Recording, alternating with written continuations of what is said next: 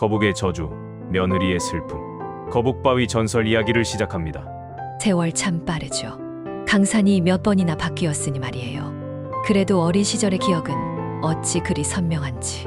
그 중에서도 우리 집 마당 끝에 떡하니 앉아있던 그 커다란 바위는 제 기억 속에 마치 살아있는 존재처럼 남아있답니다. 어른들은 늘 거북바위, 거북바위 하셨는데 신기하게도 보면 볼수록 꼭 그랬어요. 투박하지만 힘찬 등에는 오랜 세월이 새겨놓은 듯한 등딱지 무늬가 선명했고 바위의 한쪽은 불쑥 솟아올라 마치 동쪽 하늘을 향해 고개를 지켜든 거북이 같았죠. 막 깊은 잠에서 깨어나 기지개를 켜는 모습이랄까요. 마을 사람들은 모두 그 바위를 신성하게 여겼어요. 특히 우리 집안 어른들은 그 바위 덕분에 집안이 평안하고 복이 가득하다고 믿었죠. 거북이란 동물이 원래 장수와 복을 상징하는 영물이라 여겨졌으니 그럴 만도 했겠지요. 어린 저는 그저 어른들의 말씀을 신기하게 들으며 바위 주변을 맴돌곤 했어요. 때로는 바위에 올라가 햇볕을 쬐기도 하고 조약돌을 모아 바위 앞에 작은 제단을 만들기도 했죠. 그때 그 바위는 그저 크고 신기한 놀이터이자 집안을 지켜주는 든든한 수호신 같은 존재였답니다. 하지만 살면서 깨닫게 되는 것들이 있지 않겠어요? 사람 마음이라는 게 참 간사하다는 것을. 그리고 복이란 것이 그저 가만히 앉아 지킨다고 해서 영원히 내 것이 되는 게 아니라는 것을. 오히려 그 복을 너무 붙잡아 두려 애쓰다 보면 스스로 그 복을 내쫓게 되는 경우도 있다는 것을 말이에요. 오늘은 바로 그 이야기, 거북바위가 왜 등을 돌리게 되었는지, 그리고 그 욕심 때문에 한 집안이 어떻게 몰락의 길을 걷게 되었는지, 제가 오래전 어른들께 귀동냥으로 들었던 가슴 아픈 전설을 조심스럽게 풀어놓으려 합니다. 어쩌면 우리네 삶과도 닮아있는 이야기일지도 모르겠어요.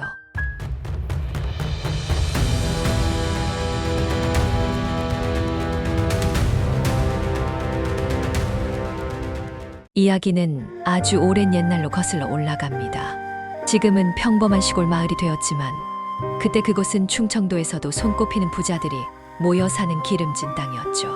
그 중에서도 만석지기 최부자 어른댁은 그야말로 위세가 대단했습니다. 기와집의 용마루는 하늘을 찌를 듯 높았고 집을 둘러싼 담장은 성곽처럼 견고했지요. 너른 마당은 늘 사람들로 북적였습니다. 단순히 돈이 많은 것을 넘어 최부자 어른의 인품이 워낙 훌륭하셨기에 가능한 일이었죠. 최부자 어른은 돈에 인색하지 않으셨어요. 오가는 나그네들에게는 언제나 따뜻한 밥상을 차려주셨고 마을에 어려운 일이 생기면 제일 먼저 나서서 돕곤 하셨습니다. 흉년이 들어 모두들 굶주릴 때도 최부자 댁곳간만은 넉넉하여 많은 이들이 목숨을 부지할 수 있었죠. 덕분에 최부자 댁 대문 앞은 아침부터 저녁까지 문지방이 닳도록 사람들이 오갔고 마을 사람들은 최부자 어른을 존경하고 따랐습니다. 저런 분이야말로 진짜 부자지 돈만 많은 게 아니라 마음 씀씀이가 하늘 같아 다들 그렇게 칭송했죠. 그런데 그 집 대문 앞에 자리 잡은 거북 모양의 바위는 정말 신기했습니다. 바위의 묵직한 머리 부분은 늘 길가 쪽을 향하고 있었고 큼직하고 둥그런 엉덩이 부분은 꼭 최부자 댁 안채를 향해 웅크리고 있었죠. 마치 집 안으로 들어오는 모든 복을 등을 대고 꽉 막아 지켜주는 형상이었어요. 마을 사람들은 그 바위를 보며 입을 모아 말했습니다. 저 바위가 바로 최부자 댁의 복덩이여. 신령스러운 거북이가 저리 등을 대고 있으니 그 어떤 나쁜 기운도 저 집으로 들어올 수 없지. 들어오는 복은 품고 나가는 복은 막아주는 역할을 하는 게야. 최부자 어른 역시 그 바위의 신령스러움을 잘 알고 계셨습니다. 매일 아침 동이 틀 무렵이면 직접 깨끗한 정화수를 길어다 바위 주변을 정성껏 닦아내고 향을 피워 올리며 집안의 평안과 번영을 빌었습니다.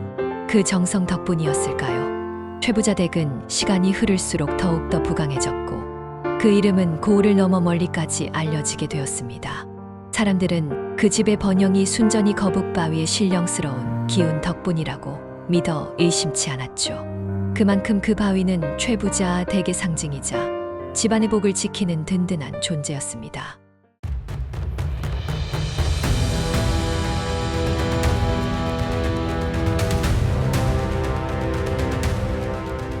그렇게 모든 것을 다 가진 듯 보이던 최부자 댁에도 한 가지 걱정거리가 있었으니 바로 대를 이을 귀한 외아들 도련님이었어요. 외모는 준수했으나 어찌 된 일인지 어려서부터 영공부에는 취미를 붙이지 못했습니다. 하루 종일 책상 앞에 앉아있기보다는 마당을 뛰어다니며 놀기 일쑤였고 글 한 줄 읽기보다 활쏘기나 사냥에만 몰두했죠. 최부자 어른은 그 모습에 적잖이 실망하셨지만 워낙 귀한 아들이라 크게 나무라지도 못하셨습니다. 아들의 장래가 걱정된 최부자 어른은 백방으로 수소문하여 학문이 높고 인품 또한 훌륭한 선비님 한 분을 멀리서 모셔왔습니다. 그리고 그 선비님께 아들의 교육을 간곡히 부탁드렸죠. 신기하게도 아들은 그 선비님 밑에서 공부를 시작한 이후로 차츰 정신을 차리기 시작했습니다. 예전의 경박함은 사라지고 차분하고 성실한 태도를 갖게 되었죠.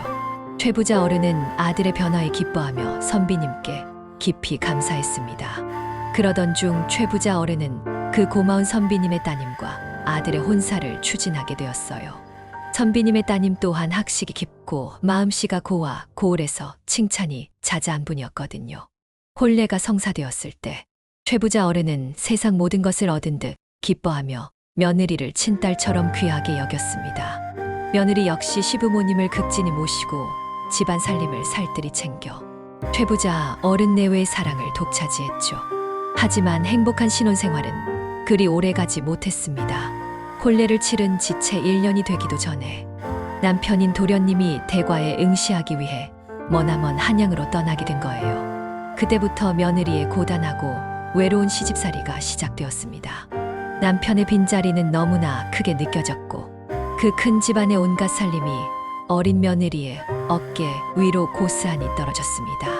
아침 일찍 일어나 가족들의 아침 식사를 준비하는 것부터 시작해서 수시로 찾아오는 손님들의 접대, 넓은 사랑방과 안채를 오가며 차를 나르고 음식을 차려내는 일, 밤늦게까지 이어진 잔치 뒤에 남은 산더미 같은 설거지와 치우는 일까지 몸이 10개라도 모자랄 지경이었습니다.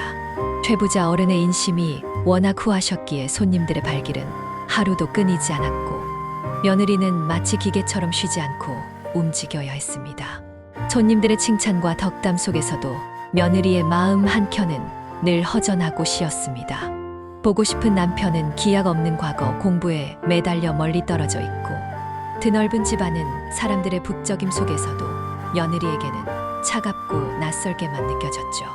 끊임없이 이어지는 고된 노동과 남편에 대한 그리움, 그리고 낯선 환경에서의 외로움은 며느리의 젊은 마음을 점점 더 지치게 만들었습니다.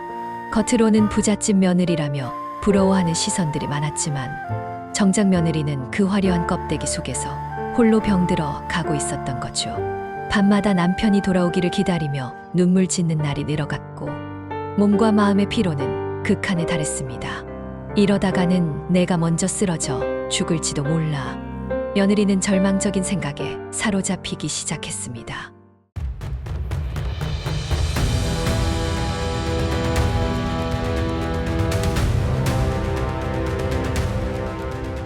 어느 화창한 봄날 오후였습니다.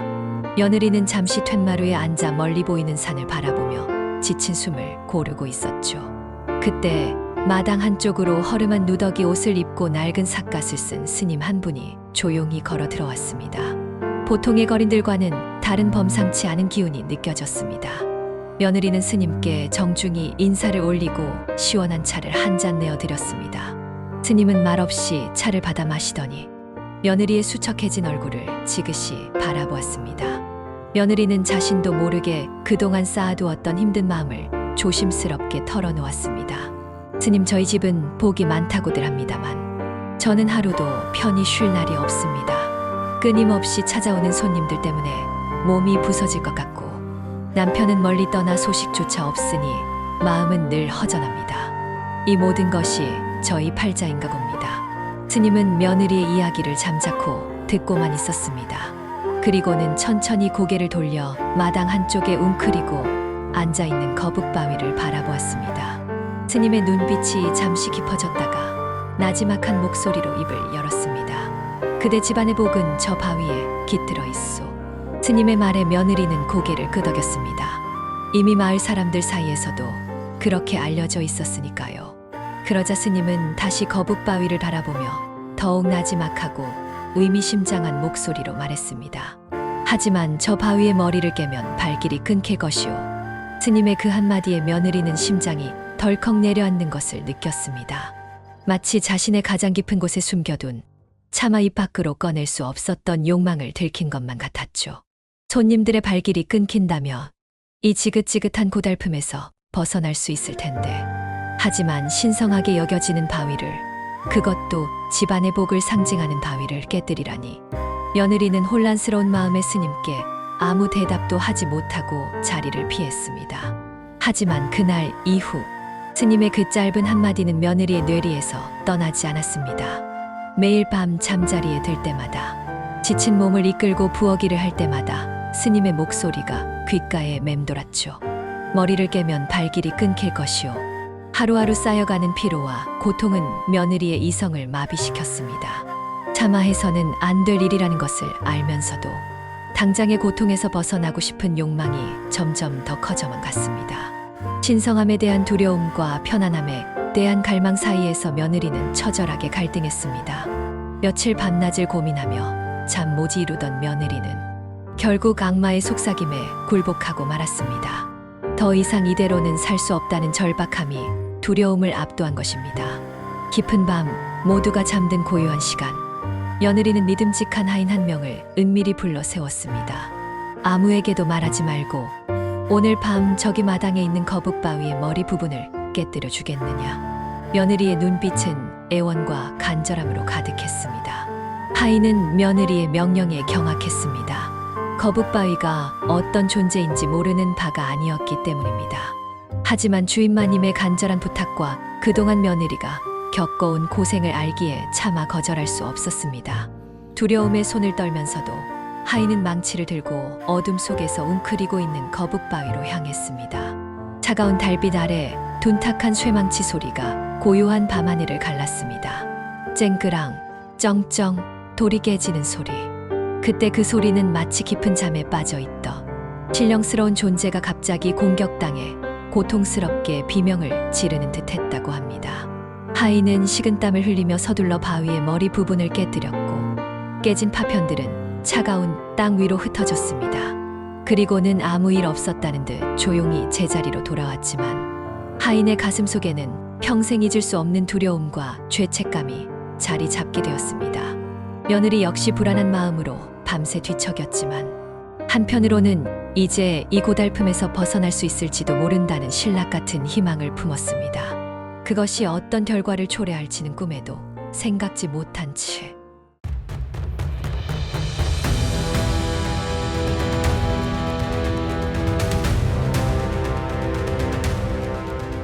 거북바위의 머리가 깨진 그날 밤 이후 최부자 댁에는 마치 마법이라도 걸린 듯 이상한 변화가 일어나기 시작했습니다. 거짓말처럼 그렇게 문턱이 닳도록 그나들던 손님들의 발길이 하나둘씩 끊기기 시작한 거예요. 아침 일찍부터 찾아와 북적거리던 마당은 점심때가 되어도 텅 비어 있었고 늘 시끌벅적하던 사랑방에는 정적만이 감돌았습니다. 며느리는 처음에는 믿기지 않았습니다. 그토록 바라던 평화가 찾아온 것 같아 한편으로는 안도했지만 한편으로는 왠지 모를 불안감이 스멀스멀 기어 올라왔습니다. 집안의 분위기가 예전과 완전히 달라졌음을 느낄 수 있었죠. 사람들의 온기로 가득했던 집에는 차갑고 낯선 기운이 감돌기 시작했고 집안 곳곳에는 왠지 모를 스산함이 배어나왔습니다. 마을 사람들도 최부자 댁의 변화를 감지했습니다. 예전처럼 손님들의 발길이 이어지지 않는 것을 보고는 수군거리기 시작했죠. 이상하네, 최부자 댁의 손님들이 왜 저리 끊겼을까? 들으니 거북바위 머리가 깨졌다더라. 아이고, 그러면 쓰나 그 집복을 지켜주던 바위인데. 그러게 말이야. 거북이가 등을 돌렸으니 이제 그 집복도 함께 나갔을 게야. 마을 사람들은 안타까운 반, 두려운 반으로 최부자 댁을 바라보았습니다. 거북바위가 깨진 사건이 집안의 불길한 징조라고 여겼던 거죠. 며느리는 마을 사람들의 수군거림을 들으며 점점 더 불안해졌습니다.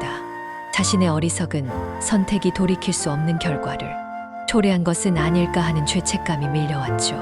하지만 이미 엎질러진 물이었습니다. 그렇게 몇 달의 시간이 흘렀습니다. 며느리가 그토록 손꼽아 기다리던 남편. 도련님이 드디어 한양에서 돌아온다는 소식이 들려왔습니다. 며느리는 혹시나 하는 마음에 부랴부랴 남편 맞을 채비를 했습니다. 오랫동안 보지 못한 남편을 만날 생각에 잠시나마 고단함을 잊고 설렘을 느꼈죠. 하지만 대문으로 들어서는 남편의 모습을 본 순간 며느리는 물론 최부자 어른 내외는 충격의 말을 잊지 못했습니다. 한양으로 떠날 때만 해도 건강하고 늠름했던 아들의 모습은 온데간데 없었습니다. 병색이 완연하여 얼굴은 창백했고 제대로 서 있지도 못할 정도로 기력이 쇠약해져 있었죠. 먼 길을 오느라 더욱 기력이 쇠한 듯했습니다. 알고 보니 아들은 과거 시험을 준비하는 동안 알 수 없는 병에 걸려 시름시름 앓다가 결국 과거를 포기하고 집으로 돌아왔던 것입니다. 최부자 어른은 귀한 아들의 병세에 혼비백산하여 온갖 유명하다는 의원을 불러다 치료를 시켰지만 아무런 효험이 없었습니다. 아들은 침상에서 일어나지도 못한 채 날이 갈수록 기력만 쇠해갔고 결국 돌아온 지 얼마 되지 않아 젊은 나이에 그만 눈을 감고 말았습니다. 며느리는 통곡했습니다. 그토록 기다리던 남편과의 해후는 비극으로 끝나고 말았습니다. 자신의 작은 욕심 때문에 집안의 복을 내쫓고 결국 남편마저 잃게 되었다는 자책감에 며느리는 밤낮으로 눈물만 흘렸습니다. 아들을 잃은 최부자 어른 내외의 슬픔은 또 어떠했겠습니까? 대를 이을 외아들을 잃었으니 집안은 순식간에 절망과 비탄에 잠겼습니다.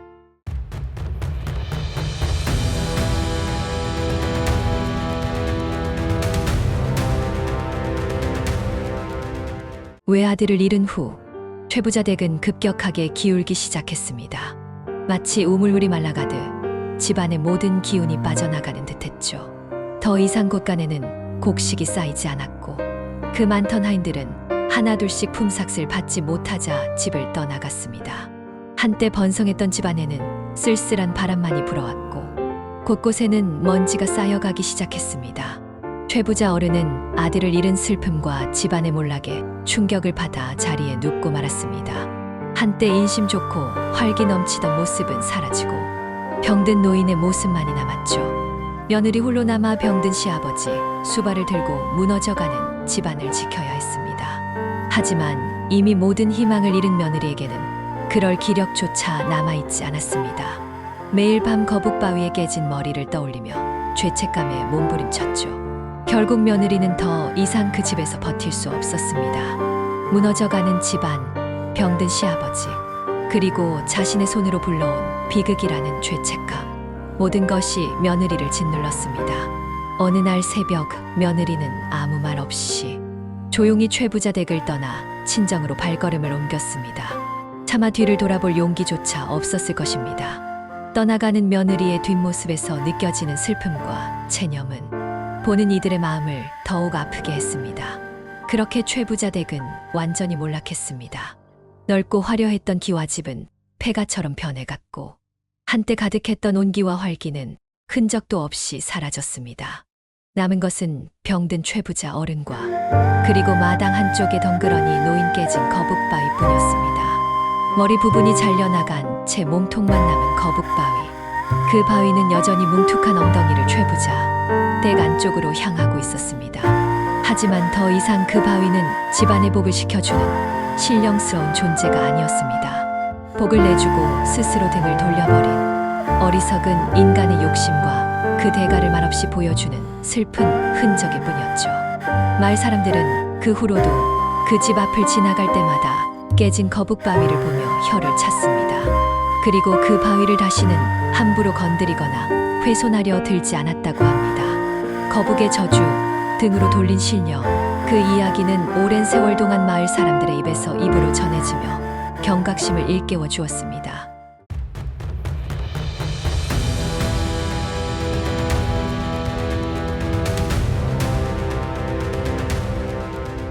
제가 어릴 적 우리 집 마당 끝에서 보았던 그 거북바위.